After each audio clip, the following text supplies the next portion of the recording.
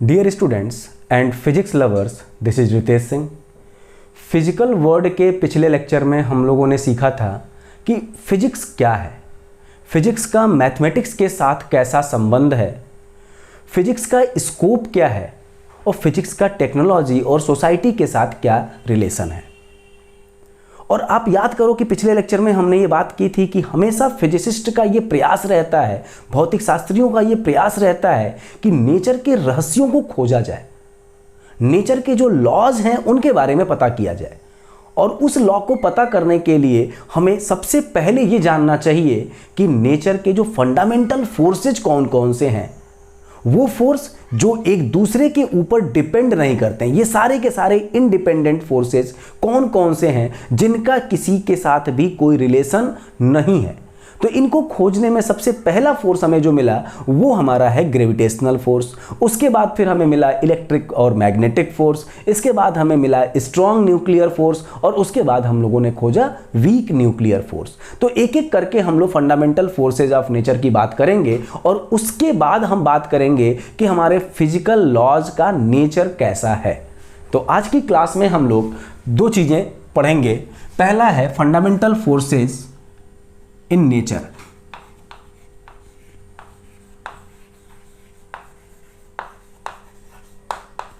Fundamental forces in nature. तो सबसे पहला फोर्स हमारा है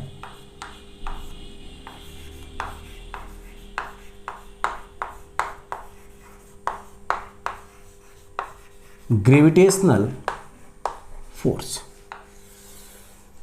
और इसके बारे में बात की थी न्यूटन ने, और उन्होंने ये बताया कि अगर दो आपके पास मास पार्टिकल्स हैं, जैसे मान लो ये मास पार्टिकल आपका m1 है और दूसरा मास पार्टिकल ये m2 है, इसके बीच का अगर सेपरेशन r है तो ये मास पार्टिकल इस वाले मास पार्टिकल पर एक फोर्स लगाएगा और ये मास पार्टिकल इसके ऊपर एक फोर्स लगाएगा। दोनों के फोर्स का मैग्नीट्यूड जो है वो सेम होगा और उसका उन्होंने एक फॉर्मूला भी दिया था कि इस फोर्स का जो फॉर्मूला है F equal to G m1 m2 by r square. इस चीज को आपने 9th क्लास में भी पढ़ा होगा, जहां पर G क्या है, यूनिवर्सल ग्रेविटेशनल कांस्टेंट, जिसकी जो वैल्यू होती है 6.67 इंटू 10 के power -11 newton metre square upon kilogram square, ये इसका एक वैल्यू होती है। तो उन्होंने बताया कि अगर कहीं पर भी यूनिवर्स में दो मास पार्टिकल हैं तो उनके बीच में इतना फोर्स लगेगा। और ये फोर्स मतलब ऐसा भी नहीं है कि छोटी रेंज पर है, छोटी दूरी पर है तभी लगेगा। ये चाहे कितनी भी डिस्टेंस पर रखे हुए दो पार्टिकल्स हैं तो उनके बीच में इस तरह का फोर्स लगेगा, उन्होंने इस बात को बताया। और ये जो फोर्स हमारा है ये एक इनफाइनाइट रेंज का फोर्स है और ये केवल और केवल दो मास पार्टिकल के बीच में ही लगने वाला है। ठीक है, तो इसकी जो रेंज है वो क्या है,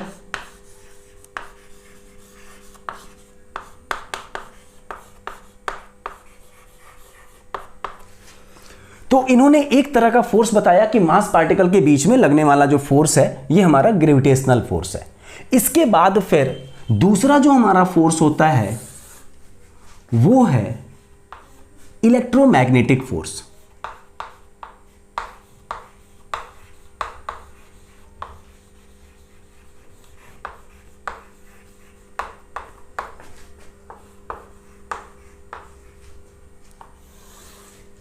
ये फोर्स क्या कहता है, अब देखो अगर किसी भी पार्टिकल के ऊपर चार्ज है, अब चार्ज क्या है, अगर किसी भी पार्टिकल के ऊपर एक्सेस में प्रोटॉन है या फिर एक्सेस में इलेक्ट्रॉन है तो उनके बीच में ग्रेविटेशनल फोर्स के अलावा भी एक फोर्स काम करता है जो ग्रेविटेशनल फोर्स से बहुत ही ज़्यादा स्ट्रांग होता है। तो इसे मान लो कि आपके पास अगर ये चार्ज पार्टिकल है एक Q1 और दूसरा चार्ज पार्टिकल है Q2 और इनके बीच का सेपरेशन अगर R है तो इस चार्ज पार्टिकल पर अब देखो, यहां पर मास तो हमेशा एक तरह का होता है, मास पर लगने वाला फोर्स हमेशा अट्रैक्शन के नेचर का होता है, लेकिन यहां पर अगर दो चार्ज पार्टिकल सेम नेचर के हैं, दोनों पॉजिटिव चार्ज हैं, तो उनके बीच में लगने वाला फोर्स रिपल्सिव होगा, और अगर अपोजिट नेचर के हैं, मतलब एक पॉजिटिव चार्ज है एक नेगेटिव चार्ज है, तो उनके बीच में लगने वाला फोर्स अट्रैक्टिव हो जाएगा।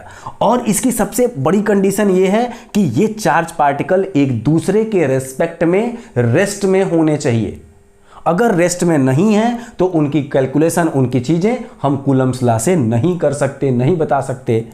तो अब ये दोनों मान लो सेम तरह के चार्ज हैं, तो सेम तरह के चार्ज हैं, तो ये Q2 चार्ज Q1 चार्ज के ऊपर एक फोर्स लगाएगा और Q1 चार्ज Q2 चार्ज के ऊपर एक फोर्स लगाएगा।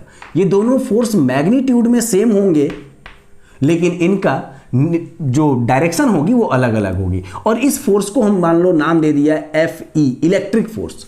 ये इसलिए नाम दे दिया इलेक्ट्रिक क्योंकि हम इलेक्ट्रोस्टैटिक फोर्स और ग्रेविटेशनल फोर्स की बात कर रहे हैं। इसका हमने नाम मान लो देते हैं Fg, ग्रेविटेशनल फोर्स।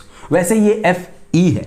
तो अब इस Fe के लिए कूलम ने बताया कि जो ये फोर्स है वो होगा 1/4 pi epsilon naught Q1 Q2 by R square.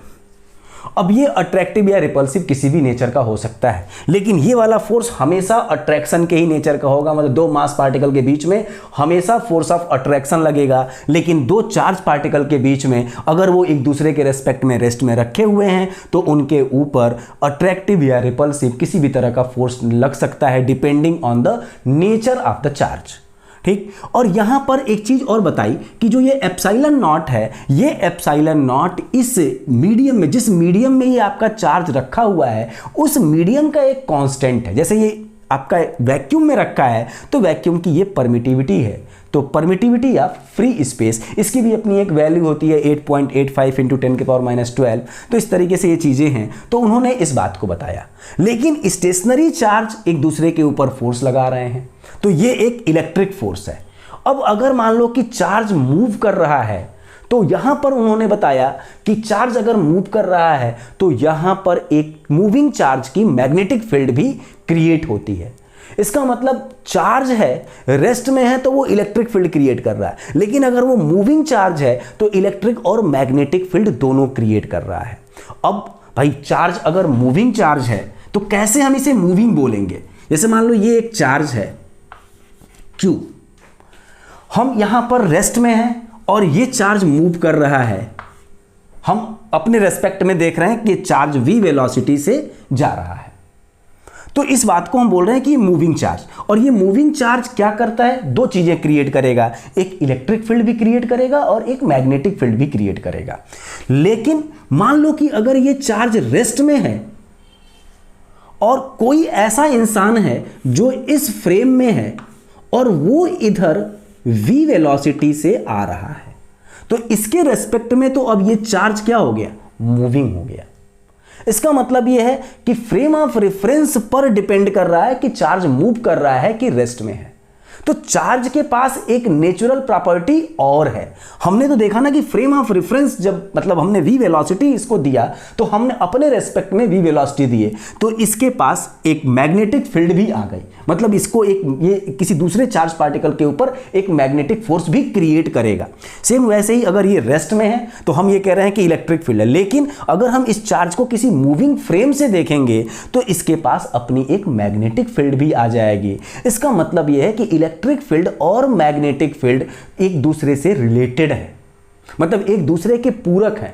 ऐसा नहीं है कि इलेक्ट्रिक फील्ड और मैग्नेटिक फील्ड सेपरेट है। तो इलेक्ट्रिक फील्ड और मैग्नेटिक फील्ड का कॉम्बिनेशन हमेशा मिलता है, जिसे हम लोग बोलते हैं इलेक्ट्रोमैग्नेटिक फोर्स। उस फील्ड से लगने वाले जो फोर्स हैं उन्हें हम नाम देते हैं इलेक्ट्रोमैग्नेटिक फोर्स। अब किसी कंडीशन में वो केवल और केवल इलेक्ट्रिक फोर्स ही मतलब फील कर सकते हैं, किसी कंडीशन में हम केवल मैग्नेटिक फोर्स फील कर सकते हैं, और किसी कंडीशन में हम दोनों फोर्स फील कर सकते हैं। इसलिए हम इसको बोलते हैं इलेक्ट्रोमैग्नेटिक फोर्स। तो अब मूविंग चार्ज के पास मैग्नेटिक फील्ड और रेस्ट में चार्ज अगर है तो उसके पास इलेक्ट्रिक फील्ड, मतलब इसका कॉम्बिनेशन है। अब अगर आप देखो तो जो हमारा मैटर है वो किससे मिलके बना है? वो एटम्स, मॉलिक्यूल्स से। अब मॉलिक्यूल्स क्या है? मॉलिक्यूल्स में आप देखो जो एटम है, मान लो ये आपका ये एटम है, तो इस पर न्यूक्लियस और इसके अराउंड इलेक्ट्रॉन मूव करते रहते हैं। इसका मतलब ये इलेक्ट्रॉन जो है ये इस न्यूक्लियस से बंधा हुआ है। अब बंधा हुआ है तो किसके वजह से, कौन से फोर्स के वजह से बंधा हुआ है? वो है इलेक्ट्रोमैग्नेटिक फोर्स के वजह से बंधा हुआ है। ठीक है, तो एक एटम के एग्जिस्टेंस के लिए इलेक्ट्रॉन को उसके ऑर्बिट में मूव करने के लिए किस तरह के फोर्स की रिक्वायरमेंट है? इलेक्ट्रोमैग्नेटिक फोर्स की रिक्वायरमेंट है। अब इसी एटम को मिला के हम लोग क्या बना लेते हैं? मॉलिक्यूल्स, और उससे हमारा एक मैटर बन जाता है। तो इलेक्ट्रोमैग्नेटिक फोर्स जो है हमारे नेचर में बहुत तरीके से मिलते हैं। जैसे मान लो कि एक चीज आपके पास है कि दो सरफेस हैं, उनके कांटेक्ट में लगने वाला जो फोर्स है जिसको हम लोग बोलते हैं नॉर्मल फोर्स, नॉर्मल रिएक्शन, तो ये हमारा जो है ये भी इलेक्ट्रोमैग्नेटिक नेचर का होता है। दूसरा मान लो आपके पास स्ट्रिंग पर जो टेंशन है,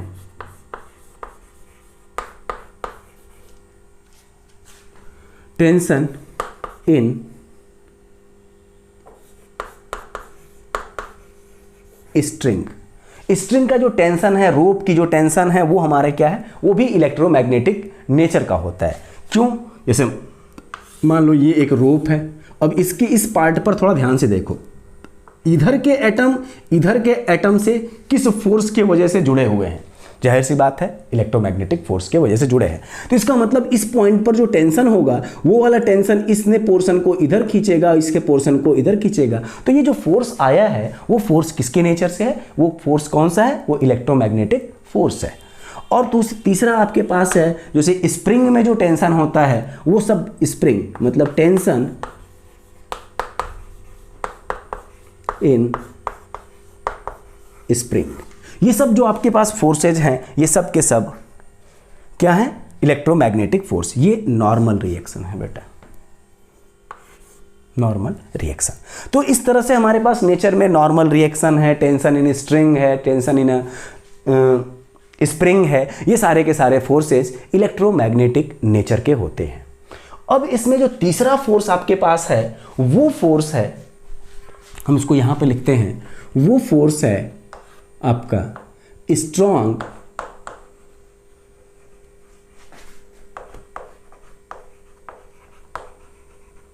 न्यूक्लियर फोर्स। अब ये स्ट्रॉन्ग न्यूक्लियर फोर्स क्या है? अब देखो, जैसे मान लो आपके पास ये एक एटम है, इतना बड़ा सा एटम, और उसका जो न्यूक्लियस है इतना छोटा है। अब अगर हम न्यूक्लियस के वॉल्यूम की बात करें तो न्यूक्लियस का वॉल्यूम एटम के वॉल्यूम का लगभग 1/10 के पावर 21 टाइम्स होता है। मतलब अब सोचो कि इसका न्यूक्लियस एटम के रेस्पेक्ट में कितना छोटा है। अगर एटम इतना बड़ा है तो उसके रेस्पेक्ट में उसका वॉल्यूम, जो उस न्यूक्लियस का वॉल्यूम है वो इतना है, लेकिन इसके पास जो पूरे एटम का जो मास है वो 99.95% जो मास है वो कहां पर होता है? वो न्यूक्लियस में होता है। ठीक, तो ये चीज आपको समझनी चाहिए। तो न्यूक्लियस बहुत ही छोटा सा एक पार्ट है और वो एटम के बीच में एकदम केंद्रित होता है, एकदम सेंटर पर वो रहता है। अब उसका वॉल्यूम बहुत ही छोटा है और उनके जो मास है उसका, पूरे एटम का मास मतलब 99% मास उस न्यूक्लियस में ही होता है। ठीक है, अब न्यूक्लियस के अंदर क्या होता है ये हमको सबको पता है। अब इस न्यूक्लियस को थोड़ा सा हम बड़ा बना रहे हैं। मान लो ये हमारा अब ये न्यूक्लियस है, इसको थोड़ा सा हम और बड़ा बना दें, बस ये आपको समझाने के लिए हम इसको थोड़ा बड़ा बना रहे हैं। ये मान लो आपका न्यूक्लियस है। तो न्यूक्लियस में क्या होता है?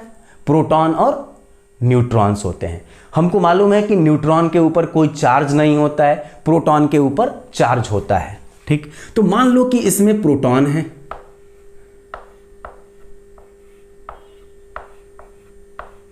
न्यूट्रॉन है यहां पे, इस तरीके से ये चीजें हैं। अब अगर न्यूट्रॉन के बीच में तो केवल और केवल अगर देखा जाए तो ग्रेविटेशनल फोर्स वर्क कर रहा है। अगर हम बात करें, क्योंकि न्यूट्रॉन के पास मास है तो उसके पास उसमें कौन सा फोर्स वर्क करेगा, ग्रेविटेशनल फोर्स, और वो अट्रैक्शन के नेचर का है, जिससे हम ये समझ सकते हैं कि भाई न्यूट्रॉन न्यूट्रॉन आपस में बंधे होंगे। लेकिन इतनी छोटी सी मतलब डिस्टेंस में, जितने दो न्यूट्रॉन के बीच की जो न्यूक्लियस के अंदर जो डिस्टेंस है, आप अभी हमने बताया कि एटम का लगभग इतना इसका वॉल्यूम होता है। इसका मतलब आप सोच सकते हो कि न्यूट्रॉन न्यूट्रॉन के बीच का सेपरेशन कितना होता होगा। तो यहां पर अगर हम ग्रेविटेशनल फोर्स की बात करें तो वो निग्लिजिबल होगा। प्रोटॉन का भी मास होता है, तो प्रोटॉन प्रोटॉन के बीच में या प्रोटॉन न्यूट्रॉन के बीच में या न्यूट्रॉन न्यूट्रॉन के बीच में ग्रेविटेशनल फोर्स निग्लिजिबल है। क्यों? क्योंकि इनका मास भी बहुत ही छोटा है और उनका सेपरेशन भी बहुत ही कम है, तो ये फोर्स बहुत ही निग्लिजिबल है। अब बात आती है इलेक्ट्रोस्टैटिक फोर्स की, इलेक्ट्रोमैग्नेटिक फोर्स की। तो अब देखो, प्रोटॉन के ऊपर चार्ज होता है, और तो प्रोटॉन प्रोटॉन के बीच में कैसा फोर्स लगना चाहिए, क्योंकि प्रोटॉन पर सेम तरह का चार्ज होता है, पॉजिटिव चार्ज है, तो ये एक दूसरे को रिपेल करेंगे। अब अगर ये इलेक्ट्रोमैग्नेटिक फोर्स यहां पर इफेक्टिव होता तो ये प्रोटॉन प्रोटॉन एक दूसरे से दूर चले जाते और ये न्यूक्लियस हमारा टूट जाता, ये हमारा जो न्यूक्लियस है वो टूट जाता। लेकिन ये न्यूक्लियस टूट नहीं रहा है। न्यूक्लियस पर इसका मतलब हम ये गेस कर सकते हैं कि इस न्यूक्लियस के जो न्यूक्लियॉन्स हैं, जो प्रोटॉन और न्यूट्रॉन हैं, उनको कोई ना कोई एक थर्ड फोर्स और है जो इसे आपस में बांधे हुए है। और वो जो थर्ड फोर्स है वो इसके न तो चार्ज पर डिपेंड कर रहा है, न ही इसके मास के ऊपर डिपेंड कर रहा है। ठीक, तो इनको, इस प्रोटॉन को या इस न्यूट्रॉन को आपस में बांधे रखने के लिए इस न्यूक्लियस के अंदर जिस फोर्स की रिक्वायरमेंट है, वही फोर्स हमारा स्ट्रॉन्ग न्यूक्लियर फोर्स होता है। लेकिन ये फोर्स आपका बहुत ही शॉर्ट रेंज का फोर्स होता है। ये फोर्स आपका होता है शॉर्ट रेंज फोर्स।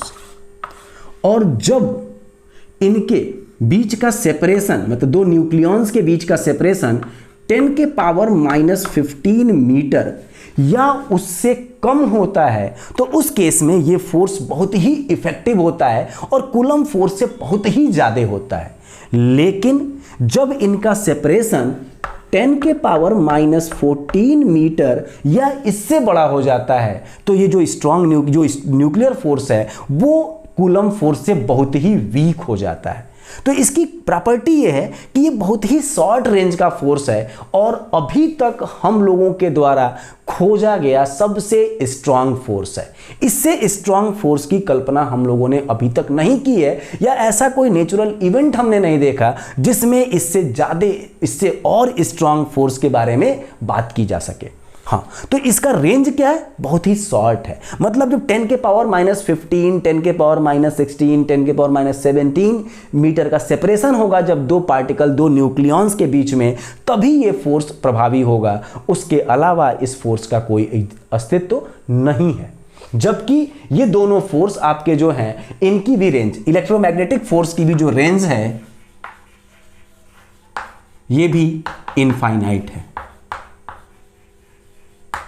जबकि ये आपका शॉर्ट रेंज का फोर्स है। अब हम लोग जो चौथा फोर्स हमारा है उसके बारे में हम लोग बात करेंगे, वो है वीक न्यूक्लियर फोर्स। उसके लिए हम थोड़ा सा यहां जगह बना लें। अब हम लोग चौथा टाइप का जो फोर्स है वो है वीक न्यूक्लियर फोर्स। अब इसको समझने के लिए सबसे पहले आपको यह समझना होगा कि कोई भी आपका जो न्यूक्लियस है उसकी स्टेबिलिटी क्या है। तो हमें मालूम है कि न्यूक्लियस के अंदर प्रोटॉन और न्यूट्रॉन होते हैं। तो अब अगर कहीं पर भी न्यूट्रॉन और प्रोटॉन का जो रेशियो है वो अगर n/p का रेशियो अगर 1.6 से ज़्यादा है और अगर वो 1 से कम है, अगर ऐसा है तो वो न्यूक्लियस अनस्टेबल न्यूक्लियस हो जाता है। तो वहां से अब प्रोटॉन और जो न्यूट्रॉन हैं वो टूट के किसी दूसरे फॉर्म में जाते हैं। तो n/p का रेशियो, जब आप लोग इसको जब न्यूक्लियस वाला चैप्टर 12th में पढ़ोगे तो वहां पर इसको और डिटेल में हम लोग समझेंगे कि जब n/p मतलब न्यूट्रॉन और प्रोटॉन के नंबर का जो रेशियो किसी भी न्यूक्लियस के अंदर 1.6 से बड़ा है लेकिन 1 से अगर छोटा होता है तो वो न्यूक्लियस क्या हो जाता है, अनस्टेबल हो जाता है। तो अब मान लीजिए कि आपके पास कोई एक न्यूक्लियस है जिसमें n/p का रेशियो इसके बाहर चला गया, लेकिन उसके बाहर जाने का रीजन ये है कि उसमें न्यूट्रॉन की जो नंबर हैं वो इस रेशियो में लाई नहीं कर रहे हैं। मतलब न्यूट्रॉन इतना ज़्यादा हो गया कि जब न्यूट्रॉन ज़्यादा हो जाएगा जाहिर सी बात तो n/p का रेशियो 1.6 से ज़्यादा हो जाएगा। मतलब स्टेबिलिटी को अचीव करने के लिए न्यूट्रॉन्स की संख्या को हमें क्या करना पड़ेगा, कम करना पड़ेगा। तो ऐसा इसमें होता है कि जब न्यूट्रॉन एक वो टूट के प्रोटॉन में प्लस इलेक्ट्रॉन में प्लस एक पार्टिकल और है जिसको हम बोलते हैं एंटी न्यूट्रिनो। तो एक न्यूट्रॉन जब टूटता है प्रोटॉन में, फिर इलेक्ट्रॉन में और एंटी न्यूट्रिनो में, अपनी स्टेबिलिटी को अचीव करने के लिए न्यूट्रॉन कन्वर्ट होता है प्रोटॉन में और इलेक्ट्रॉन में। ठीक है, तो अब इस चीज को हम बोलते हैं बीटा डीके। तो यहां से जो इलेक्ट्रॉन निकल रहा है ये एक्चुअल में माइनस, ये बीटा माइनस पार्टिकल है और इसे हम बोलते हैं बीटा डीके। या कभी कभी ऐसा होता है कि जब प्रोटॉन की काउंटिंग ज़्यादा हो जाती है किसी न्यूक्लियस में और उससे 1/n/p का रेशियो तब उस समय 1 से छोटा हो जाएगा, क्योंकि जब 1 से छोटा होगा तब भी हमारा न्यूक्लियस अनस्टेबल होगा। तो अगर प्रोटॉन ज़्यादा हो गया और उस केस में हमारा न्यूक्लियस अनस्टेबल हो गया तो ये प्रोटॉन आपका टूटता है न्यूट्रॉन में, प्लस इसको हम बोलते हैं पॉजिट्रॉन और प्लस इसे हम बोलते हैं न्यूट्रिनो। तो अब जब प्रोटॉन न्यूट्रॉन में टूटा और पॉजिट्रॉन बनाया और इसको हम न्यूट्रिनो में कन्वर्ट हुआ, तो ये पूरा का पूरा प्रोसेस आपका कहा जाता है बीटा डीके। और इसमें भी ये वाला आपका जो है बीटा माइनस डीके है और ये आपका है बीटा प्लस डीके। ठीक, अब जो पॉजिट्रॉन है इसको हम पॉजिट्रॉन बोलते हैं और ये हमारा इलेक्ट्रॉन है। तो पॉजिट्रॉन और इलेक्ट्रॉन का मास सेम होता है, बस इन दोनों के ऊपर चार्ज, इस पर नेगेटिव चार्ज होता है, इस पर पॉजिटिव चार्ज होता है और चार्ज का जो अमाउंट है वो सेम होता है 1.6 × 10⁻⁻19 कूलम।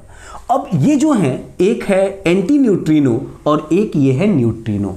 तो ये मासलेस पार्टिकल्स होते हैं, इनके पास केवल और केवल ये जैसे फोटॉन होते हैं वैसे ही ये पार्टिकल्स हैं और इनके पास एक रेस्ट मास एनर्जी होती है और इनके पास स्पिन क्वांटम नंबर +½ या -½ होता है। और हम लोग अपने साइंस में, अपने फिजिक्स में इसे और इसे एंटी पार्टिकल बोलते हैं।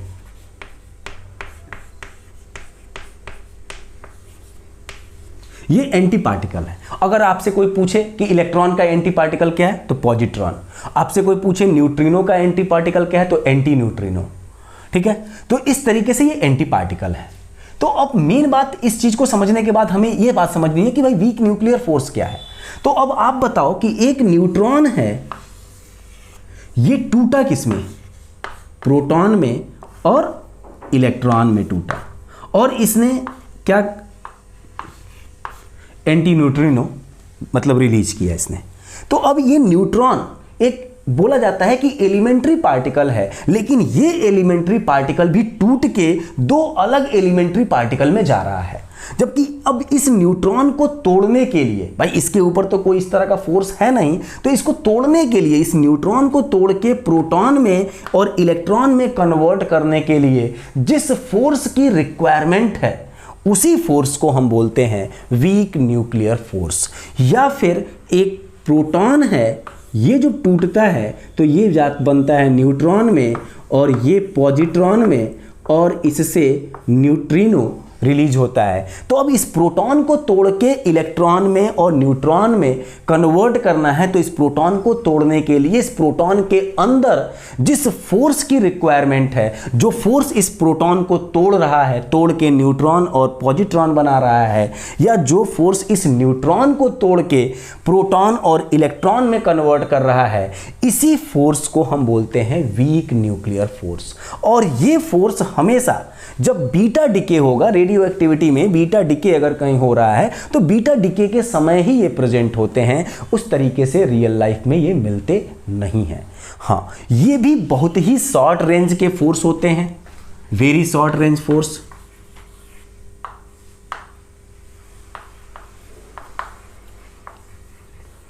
और इनका रेंज जो है 10 के पावर -16 मीटर।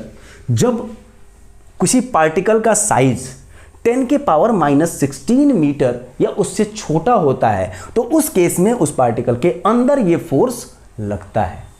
अब अगर इसका साइज थोड़ा सा भी बड़ा हो जाएगा तो ये फोर्स नहीं लगेगा। ठीक है, तो ये हमारे पास 4 फोर्सेज हैं।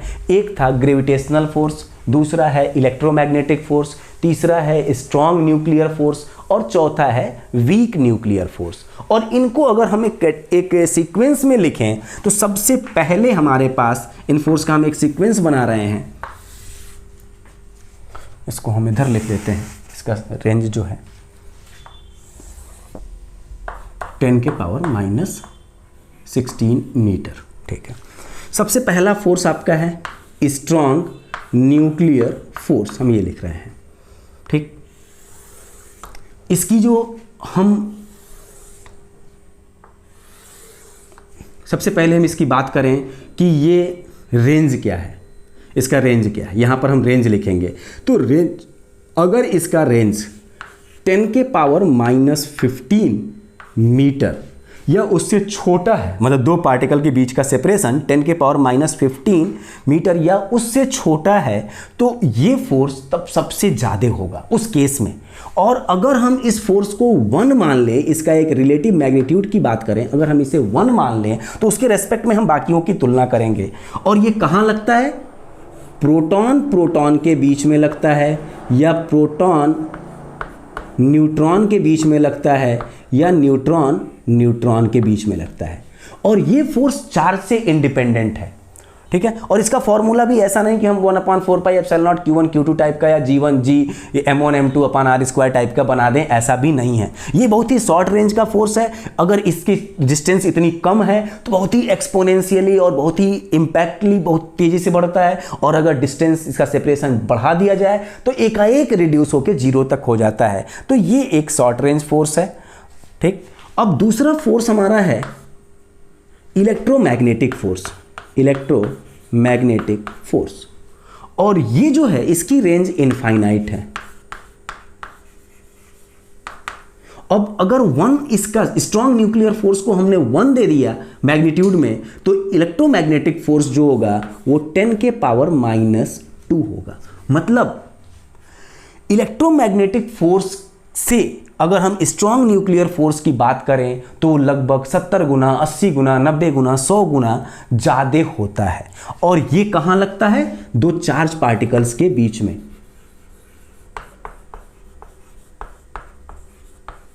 ये चार्ज पार्टिकल्स के बीच में लगता है। तीसरा जो हमारा फोर्स है वो वीक न्यूक्लियर फोर्स है, और इसकी भी रेंज और भी बहुत कम होती है। ये 10 के पावर -16 मीटर या उससे कम अगर डिस्टेंस है, मतलब उससे कम साइज का पार्टिकल है, तो उसके बीच में लगता है, उसके अंदर लगता है। और इसके कंपैरिजन में बात की जाए तो ये है 10 के पावर -13। मतलब वीक न्यूक्लियर फोर्स अगर इतना है तो स्ट्रॉन्ग न्यूक्लियर फोर्स ये है। इसके रेस्पेक्ट में अगर हम बात करें वीक न्यूक्लियर फोर्स के रेस्पेक्ट में, जो स्ट्रॉन्ग न्यूक्लियर फोर्स है वो 10 के पावर 13 टाइम्स ज़्यादा होता है। और ये कहाँ होता है? ये कहाँ लगता है? With in proton and neutron. मतलब प्रोटॉन के बीच के, प्रोटॉन के अंदर लगता है। विद इन प्रोटॉन का मतलब इनसाइड प्रोटॉन एंड न्यूट्रॉन। मतलब इसको हम विद इन की जगह पर ये वर्ड बोलें ज़्यादा अच्छा होगा, इनसाइड प्रोटॉन और न्यूट्रॉन, मतलब या तो प्रोटॉन के अंदर, मतलब इनसाइड फोर्स है ये, ठीक। अब चौथा जो फोर्स हमारा है वो है ग्रेविटेशनल फोर्स, और ये भी इसकी रेंज क्या है, इनफाइनाइट। और अगर स्ट्रॉन्ग न्यूक्लियर फोर्स के रेस्पेक्ट में हम ग्रेविटेशनल फोर्स को मैग्नीट्यूड दें तो 10 के पावर -39 टाइम्स, मतलब ग्रेविटेशनल फोर्स से स्ट्रॉन्ग न्यूक्लियर फोर्स 10 के पावर 39 टाइम्स ज़्यादा होगा। और ये क्या होता है, any particle of universe, any particle of universe, ये यूनिवर्स के किसी भी पार्टिकल के बीच में ये फोर्स लगता है। तो ये तो इसका एक तरीके से कंपैरिजन है। अब हम बात कर देंगे टुवर्ड्स द यूनिफिकेशन। तो आप लोग याद करिए कि सबसे पहले हम लोगों ने जो 2 प्रिंसिपल थ्रस्ट पढ़े थे नेचर के, वो थे फिजिक्स के जो 2 प्रिंसिपल थ्रस्ट थे वो थे यूनिफिकेशन एंड रिडक्शनिज्म। तो यूनिफिकेशन में हम लोग चाहते तो यही थे ना कि डिफरेंट टाइप का जो इवेंट है उनको हम किसी पर्टिकुलर एक लॉ से ही एक्सप्लेन करें। तो उसके लिए सबसे पहले यहाँ पर अगर हम देखें तो हमारे पास जैसे एक था, ये एक टेरेस्ट्रियल ऑब्जेक्ट्स हैं और एक सेलेस्ट्रियल ऑब्जेक्ट्स हैं, मतलब जो एक हमारे अर्थ पर जो ऑब्जेक्ट्स हैं और एक हमारी हेवनली ऑब्जेक्ट्स हैं। तो न्यूटन ने क्या किया कि इनको यूनिफाई किया कि जो लॉ हम अर्थ के ऑब्जेक्ट्स के लिए यूज कर रहे हैं सेम वही लॉ हम आकाशीय पिंड जो हमारे हैं, जो हमारे अंतरिक्ष के जो पिंड हैं, जो खगोलीय पिंड हैं, उनके लिए भी हम सेम लॉ यूज कर सकते हैं। और उन्होंने इसको यूनिफाई किया यूनिवर्सल लॉ ऑफ ग्रेविटेशन से, ठीक है। तो एक यूनिफिकेशन वहां पर किया, मतलब अर्थ की बॉडीज या हेवनली बॉडीज, इन सभी बॉडीज के लिए उन्होंने एक लॉ बना दिया और उसको उन्होंने बोला न्यूटन्स लॉ ऑफ ग्रेविटेशन या फिर यूनिवर्सल लॉज ऑफ ग्रेविटेशन। उसी तरीके से ऑर्स्टेड और फैराडे ने मिलकर काम किया। ऑर्स्टेड और फैराडे ने क्या किया कि इलेक्ट्रिसिटी और मैग्नेटिज्म के हम लोग अलग अलग इवेंट्स देखा करते थे, हम मानते थे कि दोनों अलग अलग तरह के फोर्स हैं, लेकिन उन्होंने इसको प्रूव किया कि भाई ये दोनों फोर्स एक ही हैं और उन्होंने उसे एक इलेक्ट्रोमैग्नेटिक फोर्स का नाम दे दिया, ठीक। तीसरी चीज, जब यहां पर मैक्सवेल आए तो मैक्सवेल ने एक और चीज की, उन्होंने लाइट की स्पीड को कैलकुलेट किया और साथ में उन्होंने बताया कि जो हमारा इलेक्ट्रिक फील्ड है, मैग्नेटिक फील्ड और ये ऑप्टिक्स लाइट, ये जो लाइट है वो एक्चुअल में इलेक्ट्रोमैग्नेटिक वेव है। तो लाइट की फिनोमिना को, इलेक्ट्रिकल फिनोमिना को और मैग्नेटिक फिनोमिना को उन्होंने अपने एक लॉ से एक्सप्लेन करने की कोशिश की और बोला कि हमारी जो लाइट है वो एक इलेक्ट्रोमैग्नेटिक वेव है, और वहां पर मैक्सवेल लॉ उन्होंने दिया, यूनिफाई किया, बहुत से इवेंट्स को एक लॉ से एक्सप्लेन करने का उन्होंने तरीका बताया। उसी तरीके से आगे बढ़ते गए तो हम लोगों के पास एक सलाम सर थे, उन्होंने क्या किया कि वीक न्यूक्लियर फोर्स और इसके बाद आपका इलेक्ट्रोमैग्नेटिक फोर्स, उनको एक तरीके से शो किया कि इनको हम यूनिफाई कर सकते हैं।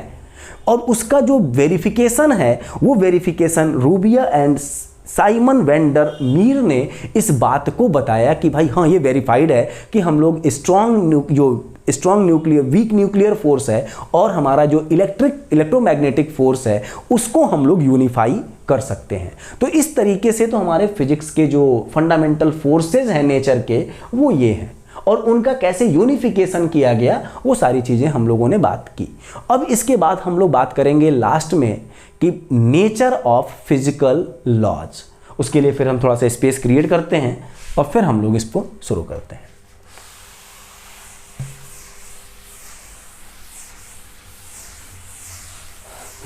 तो अब हम लोग बात करेंगे कि nature of physical laws.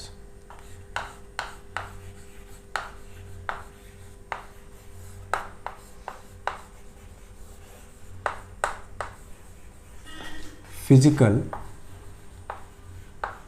Laws, ये हमारा आज का लास्ट टॉपिक है। तो नेचर ऑफ फिजिकल लॉज की बात करने से पहले अब ये बात करें हम कि भाई लॉज क्या है, लॉ क्या कहते हैं, किसे कहते हैं लॉ। तो लॉ कुछ नहीं है बेटा, एक स्टेटमेंट है, जो हम लोगों ने एक डिज़ाइन किया, हम लोगों ने सोचा कि अगर ऐसी चीज़ हम बोल दें, ऐसा बता दें लोगों को, तो वो सारे के सारे लोग इस चीज़ का, जब भी इस तरह के इवेंट्स आएंगे तो उन इवेंट्स को एक्सप्लेन करने के लिए इस लॉ की मदद ले लेंगे। तो लॉ एक स्टेटमेंट है जो किसी उस फिजिकल कंडीशन, वो उस एनवायरनमेंट को ध्यान में रख के बनाई गई है, बोली गई है, और इसका कोई वेरिफिकेशन, इसका कोई प्रूफ नहीं है। हाँ, इसको हम वेरीफाई कर सकते हैं या डिसप्रूव कर सकते हैं, कुछ अलग हम कंडीशंस दिखा दें, उस तरह की चीज़ें बताएं, भाई देखिए आपने हमको ये बताया लेकिन ये इस कंडीशन पर फुलफिल नहीं हो रही है, तो वो हम लोग इसको डिसप्रूव कर सकते हैं, लेकिन इसका कोई प्रूफ नहीं है, ये एक स्टेटमेंट है। तो अब अगर हम फिजिकल लॉज के नेचर के बारे में बात करें तो अब इसके लिए थोड़ा सा हम कुछ चीज़ों को समझें। जैसे मान लो कि हमारे नेचर में बहुत सी फिजिकल क्वांटिटीज़ हैं, जैसे वेलोसिटी भी है, मास भी है, एक्सेलरेशन भी है, टाइम भी है। तो बहुत सी ऐसी चीज़ें हैं हमारे पास, चार्ज है, इलेक्ट्रिक फील्ड है, मैग्नेटिक फील्ड है, तो बहुत सी फिजिकल क्वांटिटीज़ हैं। तो कुछ फिजिकल क्वांटिटीज़ किन्हीं किन्हीं इवेंट्स में चेंज हो जाती हैं और कुछ फिजिकल क्वांटिटीज किसी भी इवेंट में चेंज नहीं होती है। जैसे मान लो आपके पास ये चौक है, इस चौक की अगर हम बात की कि अभी इसकी वेलोसिटी कितनी है तो 0 है, छोड़ देने पर इसकी वेलोसिटी चेंज हो गई, तो वेलोसिटी चेंज हो गई, लेकिन इसका क्या चेंज नहीं हुआ, इसकी एनर्जी चेंज नहीं हुई। तो इस तरह की चीज़ें हैं जो कुछ फिजिकल क्वांटिटी चेंज होती हैं और कुछ फिजिकल क्वांटिटीज हमारे पूरे इवेंट्स में कभी चेंज नहीं होती हैं। तो इसी चीज़ों के बारे में हमें बेसिकली कंजर्व्ड क्वांटिटी कौन कौन सी हैं नेचर में हमारे, उनके बारे में हम लोग कुछ बात इस टॉपिक में करेंगे।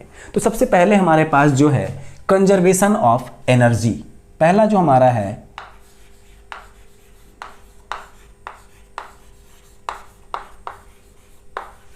Conservation of energy. ये बोला जाता है कि एनर्जी को ना तो हम क्रिएट कर सकते हैं और न ही डिस्ट्रॉय कर सकते हैं। पूरे यूनिवर्स की एनर्जी फिक्स है, बस उसे हम एक फॉर्म से दूसरे फॉर्म में कन्वर्ट कर सकते हैं। उसको हम न तो क्रिएट कर सकते हैं और न ही डिस्ट्रॉय कर सकते हैं। तो अब जैसे मान लो कि कुछ कंडीशंस भी बनाई जाती है, जैसे एनर्जी का कंजर्वेशन है लेकिन, और ये यूनिवर्सल है, लेकिन मैकेनिकल एनर्जी का कंजर्वेशन यूनिवर्सल नहीं है।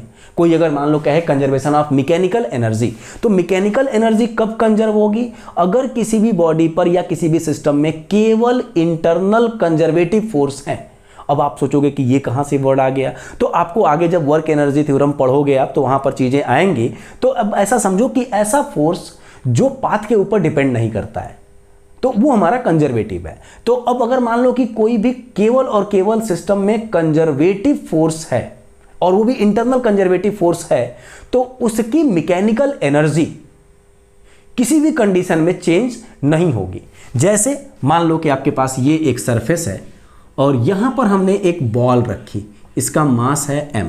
आपने 9th क्लास में पढ़ा होगा कि इस बॉल की पोटेंशियल एनर्जी, अगर इसकी हाइट h है तो यहां पर इसकी पोटेंशियल एनर्जी Pe जो होगा mgh होगा, लेकिन इसकी काइनेटिक एनर्जी Ke इसका जो है वो 0 होगा। क्यों? क्योंकि पार्टिकल के ऊपर कोई वेलोसिटी नहीं है। लेकिन जैसे ही इस पार्टिकल को आपने छोड़ा, वो इस पाथ पर आया और यहां पर आया, और इस समय इसके पास एक फाइनल वेलोसिटी v है। लेकिन ये अर्थ पर आ गया, अर्थ के नज़दीक आ गया, मतलब अर्थ के सरफेस को टच कर गया, तो इस पॉइंट पर इसकी पोटेंशियल एनर्जी 0 होगी और इसकी काइनेटिक एनर्जी हाफ mv² होगी। ये आपने 9th क्लास में देखा होगा। तो इसकी जो मैकेनिकल एनर्जी है इनिशियल कंडीशन में, ये इसकी इनिशियल कंडीशन है और ये इसकी फाइनल कंडीशन है। तो इनिशियल कंडीशन की टोटल मैकेनिकल एनर्जी mgh और फाइनल कंडीशन की टोटल मैकेनिकल एनर्जी, मतलब इन दोनों का सम हमेशा सेम होगा। लेकिन ये कब के लिए है? जब इस सिस्टम में कोई भी एक्सटर्नल फोर्स ना हो तब। अगर केवल और केवल इंटरनल फोर्स हैं तभी ऐसा पॉसिबल है। तो अब देखो इंटरनल फोर्स है, कैसे इंटरनल फोर्स है? ये अर्थ है, तो ये अर्थ ने क्या किया, इस बॉल को अपनी तरफ खींचा, किससे? mg फोर्स से। और इस बॉल ने भी अर्थ को अपनी तरफ खींचा होगा mg फोर्स से। तो ये एक सिस्टम का इंटरनल फोर्स है, और इंटरनल फोर्स में अगर आपके पास देखा जाए तो सिस्टम में अगर कोई फेज चेंज हो रहा है तो वहां पर मैकेनिकल एनर्जी कंजर्व होगी, लेकिन जो एनर्जी है वो mechanical energy, electrical energy, thermal energy, sound energy, इन सब का पार्ट है। अब इसी क्वेश्चन में, इसी चीज में अगर हमने ये ऐड कर दिया कि अब ये बॉल जब गिर रहा है, अभी इसमें हमने माना था कि इसके अगल बगल एयर नहीं है, फ्री फॉल हो रहा है, मतलब इसमें वैक्यूम में है, एयर नहीं है यहाँ पर, मतलब एयर का रेजिस्टेंस भी नहीं है। लेकिन अगर हमने ये मान लिया कि अब इसके इर्द गिर्द एयर का रेजिस्टेंस है, तो एयर का रेजिस्टेंस जब इसके ऊपर इस बॉल को रजिस्ट करेगा तो इसके ऊपर एक टेम्परेचर क्रिएट होगा, मतलब वहां पर हीट जनरेट होगा। तो हीट भी तो एक एनर्जी है, और वो एनर्जी जो इसकी काइनेटिक पोटेंशियल एनर्जी थी उसी एनर्जी में से कन्वर्ट होके चली जाएगी। तो जब यहां पर एयर और सारी चीजें नहीं थी तो उस केस में इसकी मैकेनिकल एनर्जी इनिशियल कंडीशन में mgh वो बराबर था हाफ mv स्क्वायर के।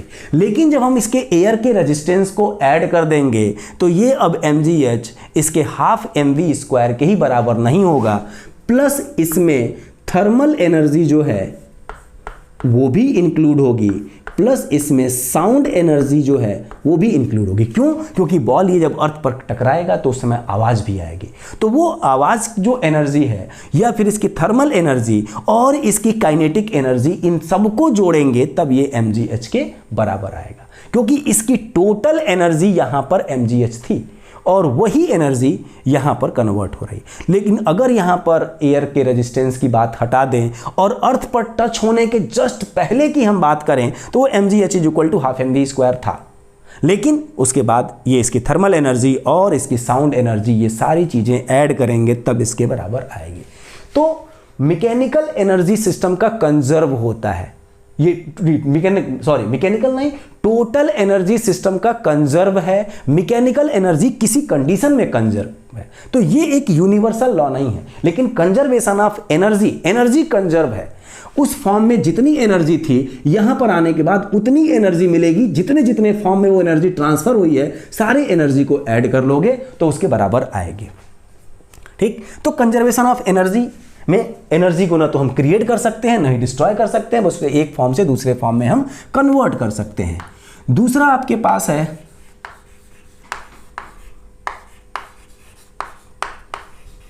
कंजर्वेशन ऑफ लीनियर मोमेंटम, ये दूसरा आपके पास लॉ है। तो अब अगर किसी भी बॉडी के ऊपर F एक्सटर्नल अगर 0 है, उसके ऊपर कोई एक्सटर्नल फोर्स नहीं लग रहा है, तो उसका जो लीनियर मोमेंटम है वो कंजर्व होगा, मतलब Pi is equal to Pf। Final linear momentum और इनिशियल लीनियर मोमेंटम उसका कंजर्व होगा, इक्वल होगा। सेम उसी तरीके से तीसरा आपके पास है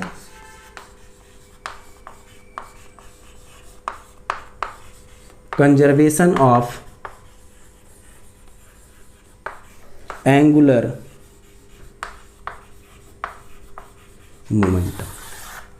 अब अगर किसी भी बॉडी के ऊपर नेट एक्सटर्नल टॉर्क अगर 0 न्यूटन मीटर है तो उसका angular momentum L I equal to L F होगा, तो उसका लीनियर एंगुलर मोमेंटम कंजर्व होगा। अब ये सारी बातें हम लोग आगे के क्लासेस में करेंगे, बस यहाँ पर जो कि नेचर ऑफ फिजिकल लॉज की बात करनी थी इसलिए हम ये बात कर रहे हैं कि लीनियर मोमेंटम कंजर्व होता है, एंगुलर मोमेंटम कंजर्व होगा, टोटल एनर्जी कंजर्व होगी। चौथा है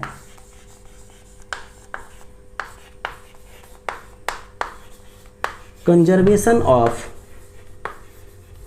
charge.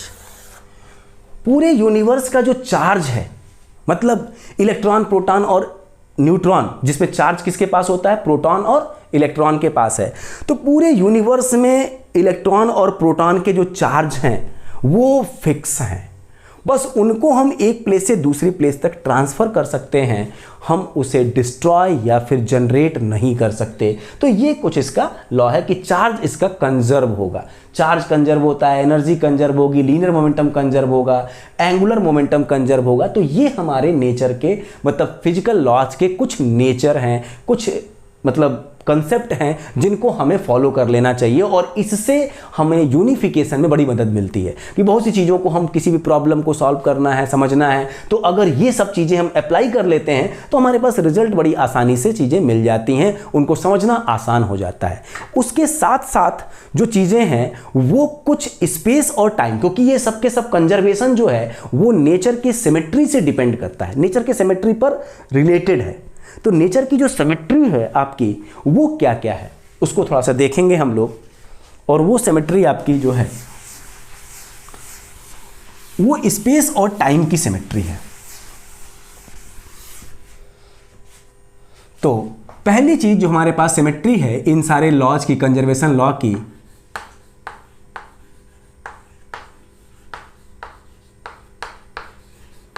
Homogeneity of space and time, पहली चीज। अब बात आती है होमोजीनिटी। होमोजीनियस का मतलब होता है यूनिफॉर्म, और स्पेस एंड टाइम। तो कोई भी हमारा इवेंट जो है वो टाइम के रेस्पेक्ट में यूनिफॉर्म है। मतलब ऐसा नहीं है कि आज हमने मान लो कि अगर इस चौक को छोड़ दिया तो अर्थ पर आया, तो आज से 10 साल बाद अगर हम इस चौक को छोड़ेंगे तो वो अर्थ पे नहीं आएगा। मतलब जो हमारे नेचर के जो लॉज हैं वो टाइम के साथ होमोजीनियस हैं। जो इवेंट आज से 1500 साल पहले हुआ था, सेम वो इवेंट अगर हम आज करेंगे तो उसका रिजल्ट हमें ऐसा ही मिलने वाला है। या आज से हम 100 साल 200 साल बाद करेंगे तो ऐसा नहीं होगा कि 200 साल बाद पेड़ से कोई सेब टूटेगा तो वो ज़मीन पर ना जाके आसमान में चला जाएगा, वो ज़मीन पर ही आएगा। इसका मतलब जो हमारे इवेंट्स हैं वो टाइम के ऊपर डिपेंड नहीं कर रहे हैं। अब बात आती है कि स्पेस की, होमोजेनिटी ऑफ स्पेस। तो हमारा जो स्पेस है वो पूरा का पूरा यूनिफॉर्म है। स्पेस का मतलब जैसे हमारे इर्द गिर्द की जो जगह है वो हमारा स्पेस है, तो पूरे यूनिवर्स का स्पेस यूनिफॉर्म है। लेकिन अब स्पेस में अगर हम कहीं कोई मटेरियल ऐड कर देते हैं तो वहां पर उनकी अपने इफेक्ट आएंगे। जैसे इस पूरे स्पेस में अर्थ है, तो अर्थ के नज़दीक के किसी भी पॉइंट पर ग्रेविटेशनल फील्ड है, और जो ग्रेविटेशनल फील्ड मून के नज़दीक के पॉइंट की ग्रेविटेशनल फील्ड से अलग है। क्यों? क्योंकि वहां पर अर्थ मटेरियल है, यहां अर्थ का मटेरियल है तो इसकी अपनी ग्रेविटेशनल फील्ड है, और वहां पर मून है तो मून की अपनी ग्रेविटेशनल फील्ड है। हाँ, तो मटेरियल अगर हम अलग अलग स्पेस में चेंज करते हैं तो वहां पर इफेक्ट अलग अलग आएंगे, लेकिन ये पूरा हमारा स्पेस यूनिफॉर्म है, स्पेस सिमिलर है, हर जगह पर स्पेस सिमिलर है। दूसरा जो हमारे पास है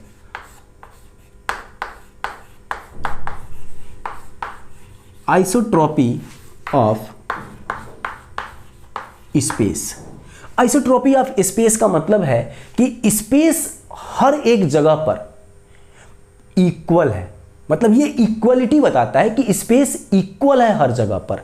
ऐसा नहीं है कि अभी हम यहां पर खड़े हैं तो इन दो पॉइंट के बीच की डिस्टेंस अगर 1 मीटर है तो हम कहीं दूसरी जगह चले जाएं तो इन पॉइंट्स को अगर हम वहां पे लेके चले जाएं तो उनके बीच की डिस्टेंस चेंज हो जाएगी। नहीं, स्पेस हमारा इक्वल है। मतलब हर जगह एक्स वाई जेड अगर हमने यहां बना लिया तो X direction Y direction Z direction में स्पेस इक्वल है। ऐसा नहीं कि एक्स डायरेक्शन में हमारा 2 मीटर चलने के लिए हमें इतनी दूर जाना है और वाई डायरेक्शन में 2 मीटर चलने के लिए हमें इतना दूर चलना है। नहीं, अगर 2 मीटर इधर इतना है तो 2 मीटर इधर भी इतना ही होगा, 2 मीटर इधर भी इतना ही होगा, 2 मीटर इधर भी आएंगे तो इतना ही होगा। मतलब ऐसा नहीं है कि स्पेस अलग अलग डायमेंशंस में अलग अलग डिस्टेंस, अलग अलग फिजिकल क्वांटिटीज दे रहा है।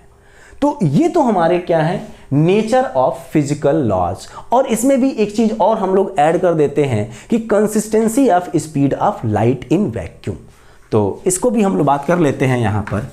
ये भी हमारे नेचर का एक, फिजिकल लॉ का एक नेचर है।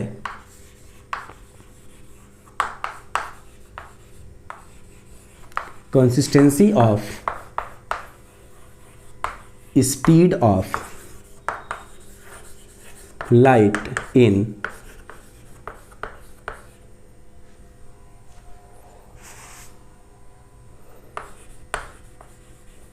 वैक्यूम।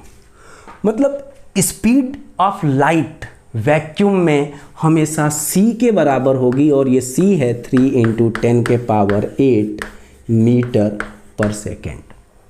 तो स्पीड की जो लाइट की स्पीड है वो हमेशा कांस्टेंट होगी वैक्यूम में।